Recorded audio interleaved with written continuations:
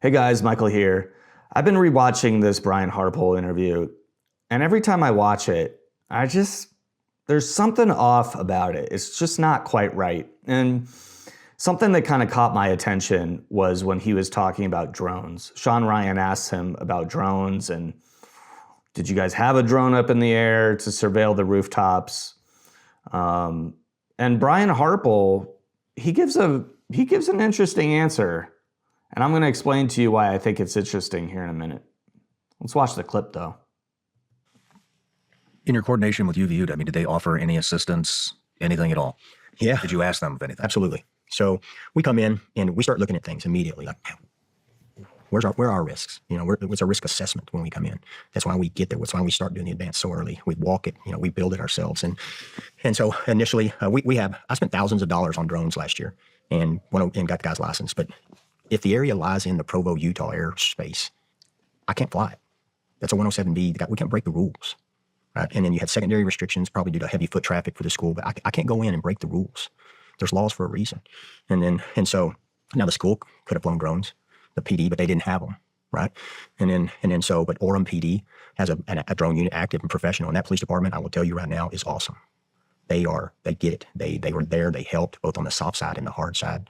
And so I started asking questions like, you guys have a drone unit? Yeah, good. Do you have an MOU or a mutual aid agreement with the school? And they're like, yeah. I said, did they call you and ask for assistance? No. I'm like, why wouldn't you call?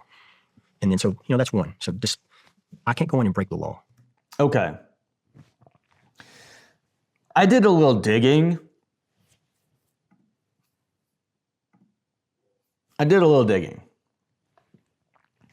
I actually got my Part 107 license a while back to fly drones commercially. I'm a videographer. I do video production. People love drones. Clients love drones. People love drones. They love them. The client, every time I get a commercial client, they want me to fly the drone. So I went out and I got my license. Took my test at the Air Force Academy out here in Colorado Springs, where I live. So I know a few things about drones. I'm not one of these guys that's obsessed with it. I didn't make a career out of it. I'm not a full-time drone operator or anything like that. But I know enough. So I did a little digging, and I want to pull up some stuff for you guys. I just went searching around, doing a little searchy. This is Utah Valley University. Let me make sure I have the right window up.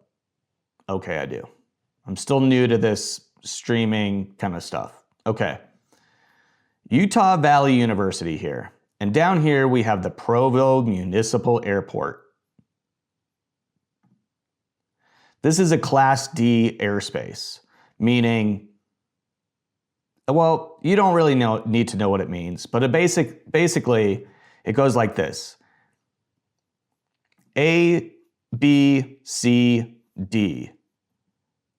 And it's typically based on size. So your big international airport like Denver International Airport, LAX, these places, those are Class A airspace. The bigger the airport, the higher the grade. This is a not A, not B, not C, D. Now, D is actually not the smallest airspace you could be in. But you can fly drones near Class D airports within reason and exceptions. And you have to, depending on where you are, get a pre-authorization or what's known as a LAANC approval, LAANC, which I forget what that means. I should know what it means. I forget. But it's not that hard to get one. I'm going to show you the air map. So here we are. Oh, hold on. Got to switch this back. There you go. Here's the air map. Here's Utah Valley University. Here's Provo Municipal Airport down here. See all these zeros? If I'm going to fly my drone, I'm not allowed to do it here because I'm allowed to fly my drone 0 feet above ground level around this airport. which makes sense. You don't really want people flying drones around airplanes that are taking off from the ground.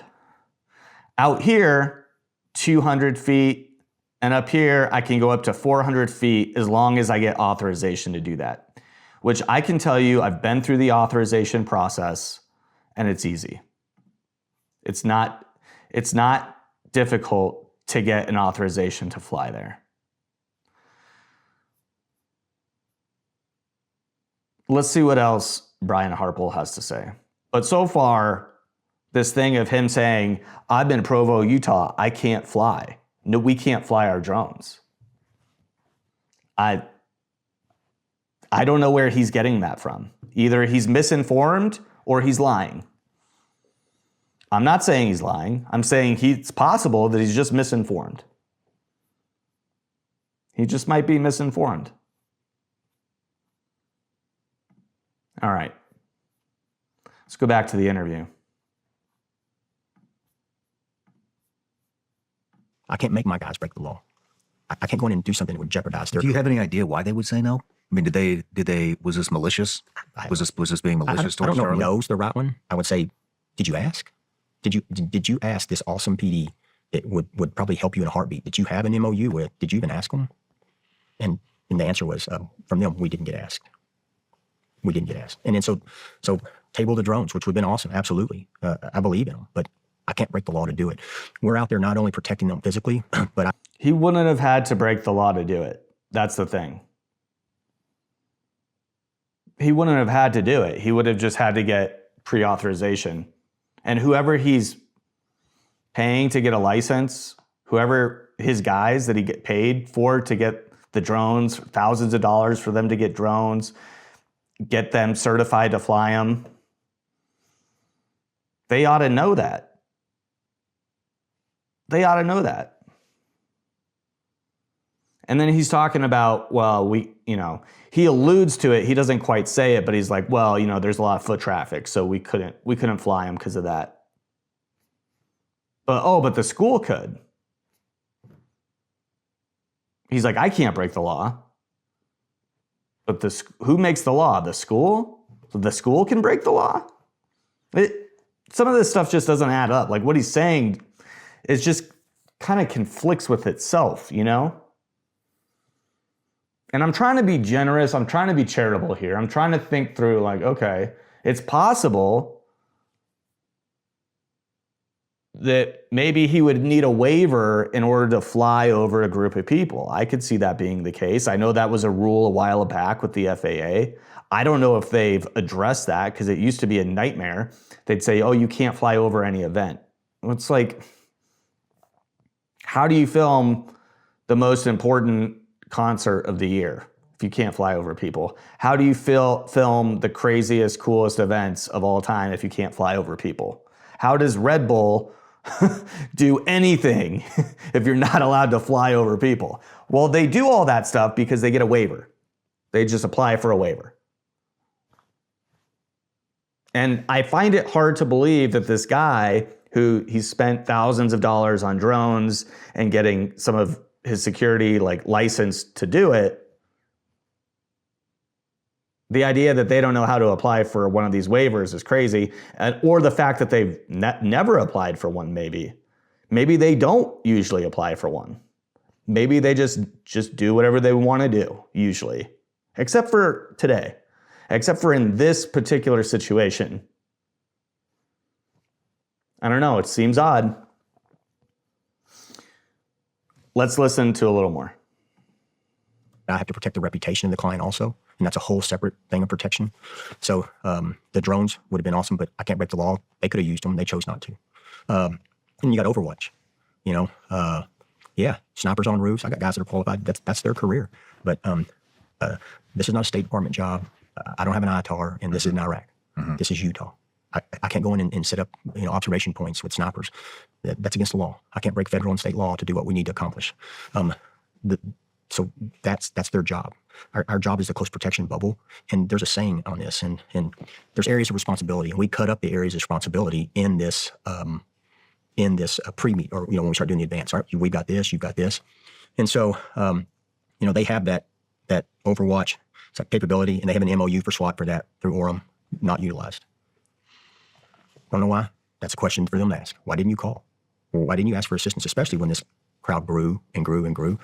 I mean, good police tactics. If you're out and you have 6 guys that show up and all of a sudden this thing goes from 1,500 to 2,000 to 3,000 people, you go, hey, we need some help. Follow your pride or whatever it is. We need some help. I took 12 guys there. I had double the amount of people there that the PD had. And Swallow your pride. Swallow your pride, he said. We got a lot of people here. You better swallow your pride. Get some more help. Okay, let's keep going. we're only responsible for the first 30 meters in movement in and advance in and receiving and out. And we had 12 guys. They gave me 6 for the rest of the campus. Jeez. Yeah. And so that's not the question for me to say, why didn't they? That's the question for them. And so there was that one. The site, man, it wasn't up to us. 2, drones. I can't break the law to do something I want to do. Otherwise, I'd have showed up with an APC. Well, with the drones, I mean, you were in coordination with... I mean, his whole argument is that he would have been breaking the law if he used a drone. That, like, the only way I could have flown a drone is if I broke the law. It's just not true. And I promise I'm being charitable. Because the other thing that I did is I actually went and looked. I'm going to pull this up for you too. I went to the FAA website, got a little bit of a lisp. And I did a NOTAM search. A NOTAM is a notice to airmen. And I did a search. See if I still have this right. Let me make this full screen for you guys.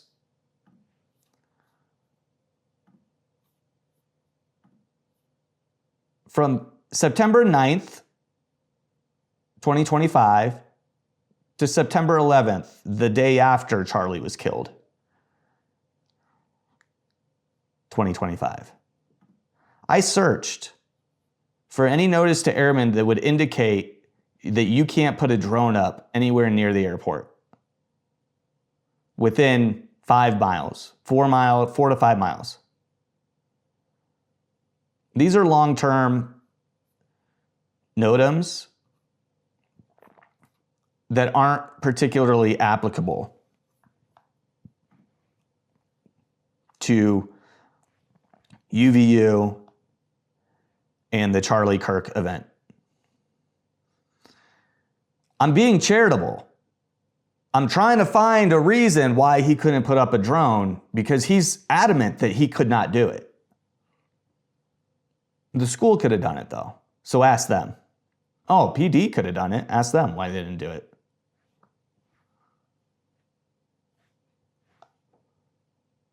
I mean, did you request that they do it? Did you say, hey, we're actually not allowed to do this. We would be breaking this law that doesn't exist. Would you mind doing this for us? Did he do that?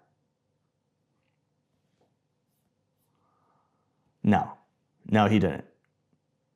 And I think there's a reason why he didn't. Personally, that's my own personal opinion. I don't know. I'm not a judge. I'm not a jury. I'm not an investigator. Although I feel like I might be doing a little better job than some people that are getting paid to investigate it. Let's hear more. I'm interested. I want to know what else he's going to say. Can't wait to see what he says.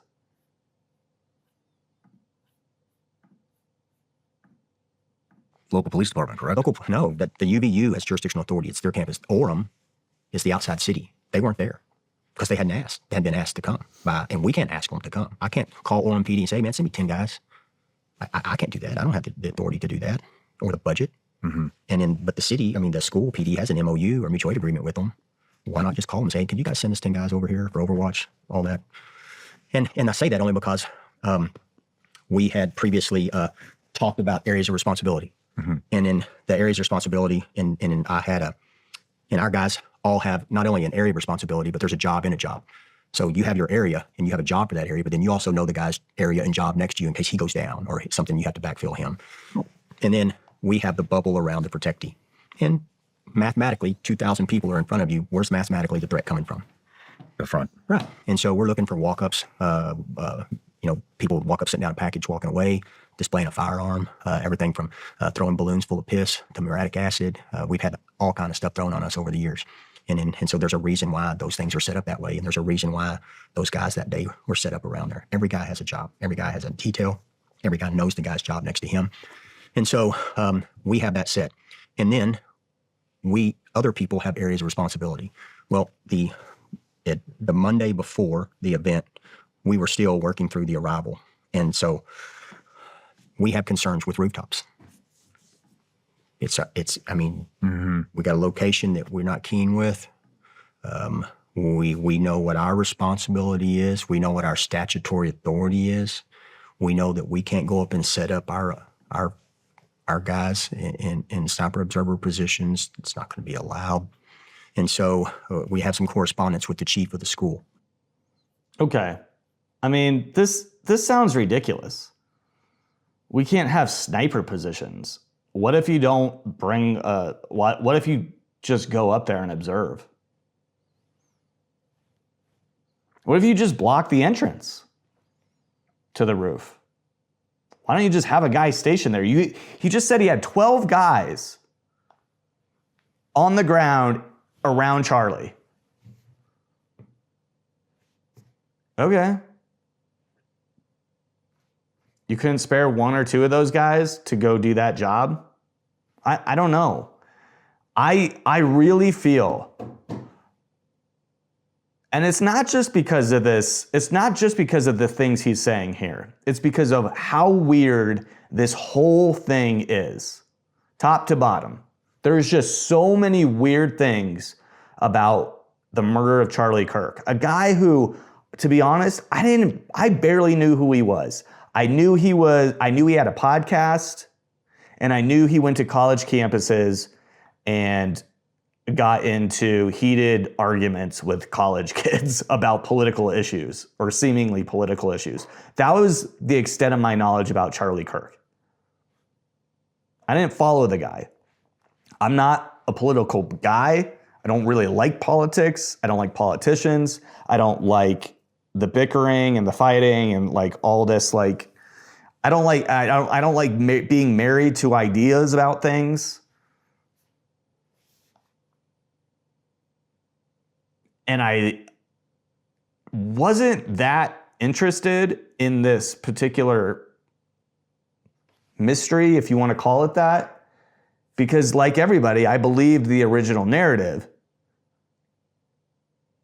But there's just too many weird things. I've just seen too much at this point to think, oh yeah, some guy on a roof shot him. At least not, I don't believe the story the FBI is saying. Shot with a 30-06 from that close of range, no exit wound. The security detail, you look at these guys before the shooting, they are acting so weird. I mean, they're making the same, they're signaling the same shit. Like, one guy's about to detonate something from his sleeve, it looks like. The other guy on stage is like signaling to the guy on the roof to fire the blank. It's what I think is happening. I think they're trying to cover up the explosion sound with the sound of a gun. That's why Rick Cutler does the thing with his sleeve, maybe possibly detonating something, while the other dude standing next to Charlie Kirk is like giving the signal to the shooter on the roof. I mean, that's what it seems like to me. There's just too many things going on here that don't make sense. And then we have Brian Harpole who gets up and says, nah, I couldn't fly a drone that day. You couldn't, or you didn't want to? You couldn't get access to the roof, or you didn't want to?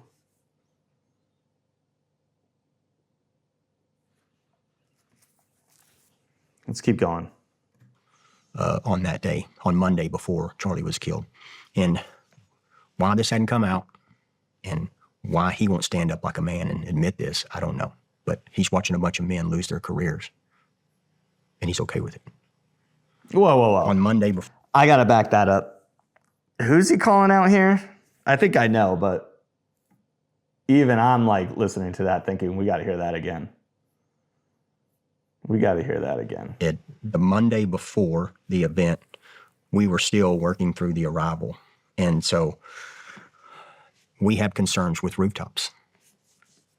We got a location that we're not keen with. We know what our responsibility is. We know what our statutory authority is. We know that we can't go up and set up our guys in sniper observer positions. It's not going to be allowed.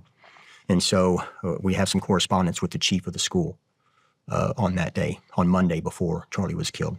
And why this hadn't come out and why he won't stand up like a man and admit this, I don't know. But he's watching a bunch of men lose their careers, and he's okay with it. On Monday before, this correspondence went to Chief Long. Hello, Chief Long. We received this message today from the student group. There is a student roof access pretty close to where CK will be set up at the Utah Valley. The Sorensen Center has a couple of staircases that go up to walkways on the roofs. He comes back, and for edification, the Sorensen Center was the building in front of the Lucy Center. And so he comes back and he says, you want access to the roof. And came back and said, I was told students have access above us. If this is true, it would be nice to either have it controlled access or allow one of my guys to be there as well, if possible. He comes back and his last correspondence was, I got you covered. What else am I to do? What? He just said you can have access to the roof. He just said you could have what you want. You can have access to the roof. What else are you to do? Go on the roof?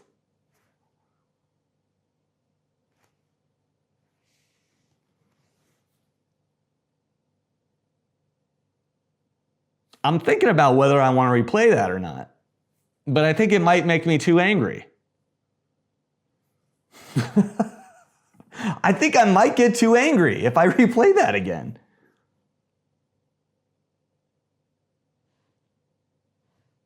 All right, I'm not going to replay it. Rewind it if you want to see what he said again. I'm not replaying it because I'm going to get angry.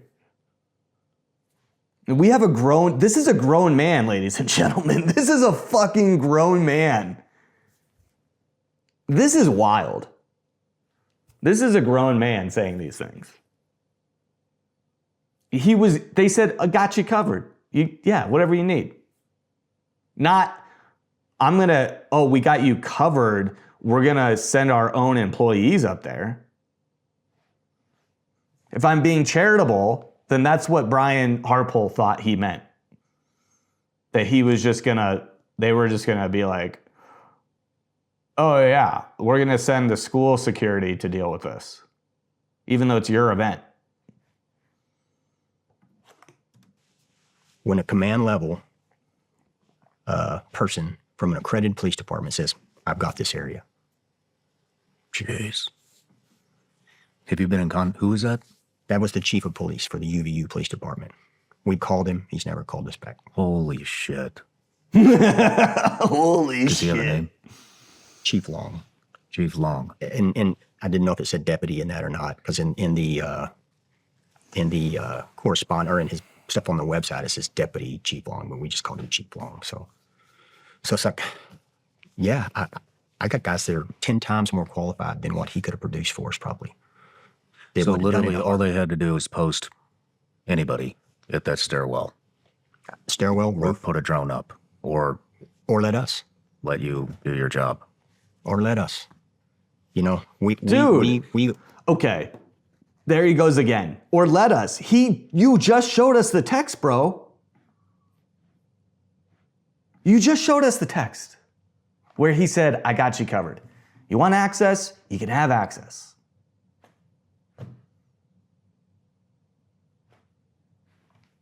I don't know. I mean, it's unbelievable.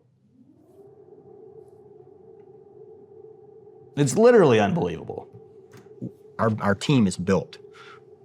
Would it be okay if we put that Sure. screenshot of that text Absolutely. up for everybody to see? Absolutely. So they know it's real? Yeah, absolutely. And do a FOIA for his phone. That's a good idea. Do a FOIA. Do a FOIA for his phone and have those records put out so everybody can see them. Do a FOIA for the communications for days leading up to it. Do it. And the truth's like a lion. You set it free and it'll fight for itself. One of my favorite sayings. Last question before we take a break. I just want to ask, were you understaffed or I mean, was anybody sick? Did you have what you needed? Yeah, we usually had It was been. the same as every other event? No, Same? no, we upped it. Yeah. You upped it? Yeah, we upped it. We usually would run 8 to 9, depending on how many movements. And He upped it. He upped it. And just for this one, guys. Just for this one, we upped it. and how much movement inside. And so based on no articulable threat, but just the current world situation prior to that day, we upped the manpower to 12. And then we had actually a 13 there that came in the drive party. And so, but yeah, we upped it based on nothing because it's like, all right. Based on nothing, they upped it.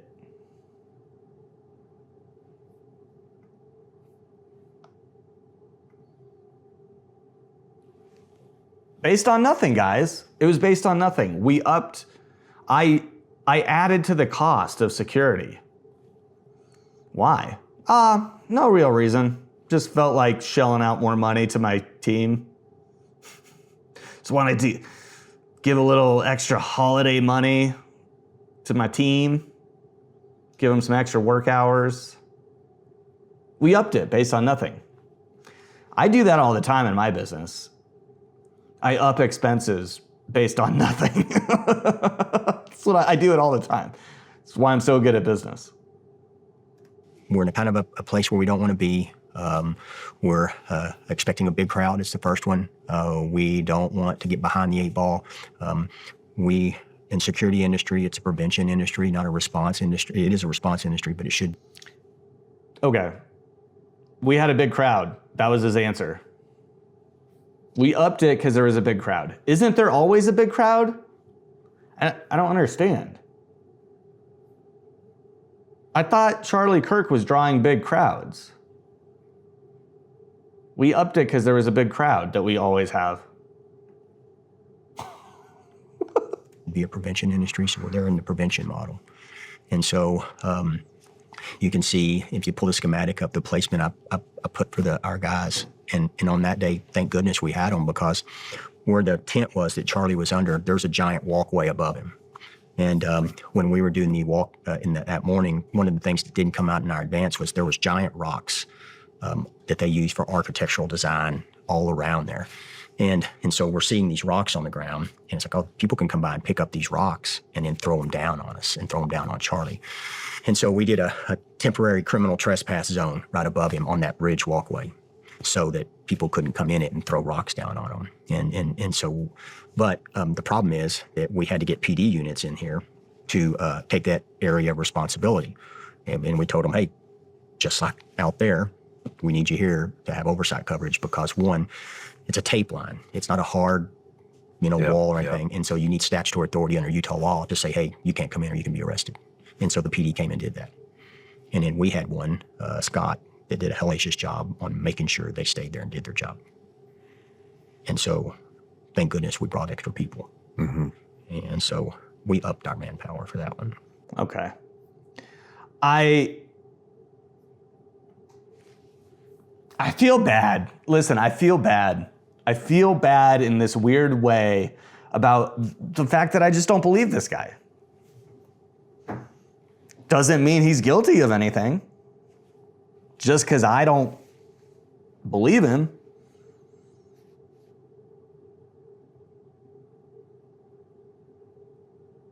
I kind of want to believe him, but I don't. I do not believe this guy. I do not believe him. And the drone thing was one of these things that I knew enough about it to be able to say, okay, I think he's lying about a lot of things, but let me go and look at this drone situation and see for myself.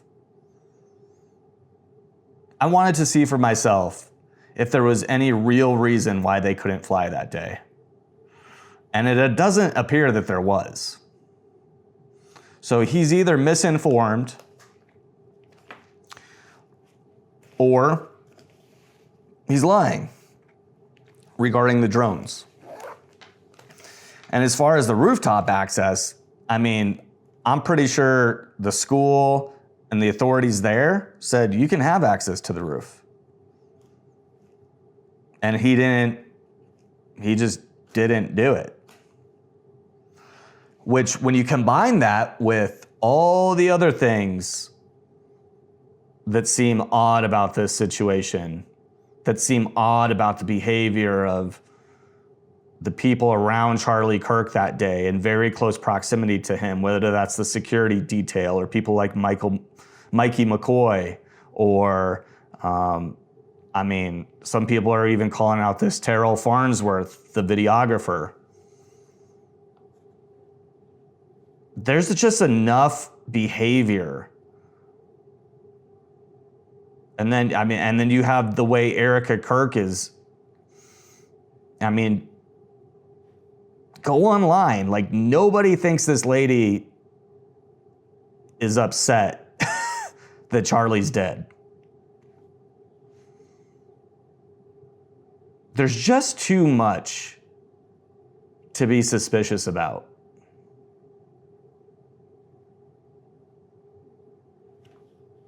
I don't know. What do you guys think? Leave a comment below. Until next time, later.